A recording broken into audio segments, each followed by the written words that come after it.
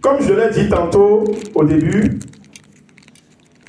c'est poser des actes pour une grâce reçue de la part de Dieu. Nous tous, à moins que je me trompe, je pense que nous tous, autant qu'on est, on a reçu la grâce de recevoir Jésus-Christ. Si nous sommes dans cette assemblée-là, si nous sommes assis autant que l'est, c'est une grâce qu'on a reçue. Mais ce n'est pas suffisant de recevoir Jésus-Christ. Parce qu'à travers Jésus-Christ, il y a encore d'autres grâces. Et voilà pourquoi Dieu a dit, de sa plénitude, nous avons reçu grâce pour grâce.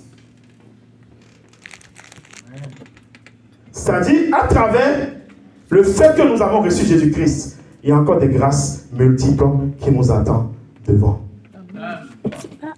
Et pour que ces grâces multiples se manifestent dans notre vie, il faut qu'on ait une attitude d'action, de grâce à l'égard de Dieu. Nous allons prendre, c'est une histoire que tout le monde connaît, et ça a été même le passage sur lequel notre bien-aimé avait prêché sur la reconnaissance. Luc 17, verset 19. C'est l'histoire de lépreux. Je laisse, si quelqu'un l'a trouvé, la personne peut lire rapidement le verset 19, parce que c'est le verset 19 qui m'intéresse.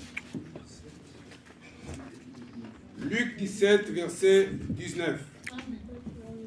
Je lis la parole au nom du Seigneur. Amen. 17, verset 19. Puis, lui et donne gloire à Dieu.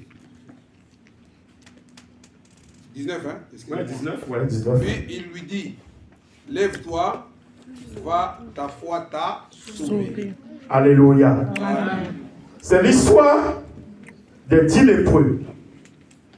Et il n'y a que sur les 10 lépreux, ils ont été guéris par Jésus-Christ. Nous tous, nous connaissons l'histoire là. Ils ont été guéris par Jésus-Christ. Et il n'y a que l'étranger, le Samaritain, qui est revenu vers Jésus-Christ pour lui rendre l'action de grâce.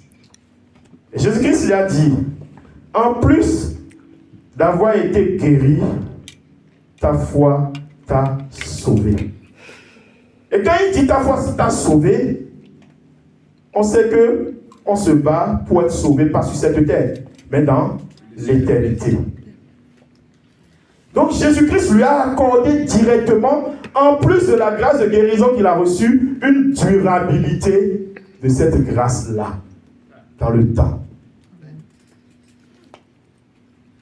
Donc, l'action de grâce, quand nous recevons une grâce de la part du Seigneur, et que nous revenons à lui, et que nous lui manifestons notre reconnaissance, notre action de grâce, Dieu confère à cette grâce-là qu'on a reçue une durabilité. C'est-à-dire que cette grâce est conservée tout le temps de notre vie et même nous accompagne encore. Ça, c'est le premier point. Le premier